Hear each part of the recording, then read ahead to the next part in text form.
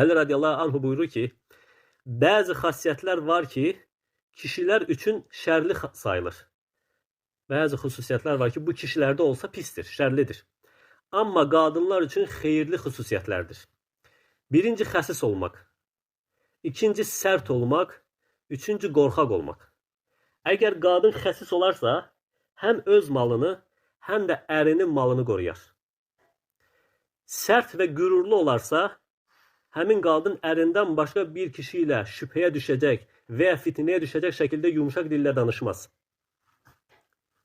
Qorxaq qadın isə hər şeydən qorxar və beləliklə ərini qəzəbləndirəcək yerlərə getməz, ərini qəzəbləndirəcək kəslərlə münasibət qurmaz, ərini bir komandir kimi görər və onu qəzəbləndirməkdən qorxaraq hər şeyə diqqət edər.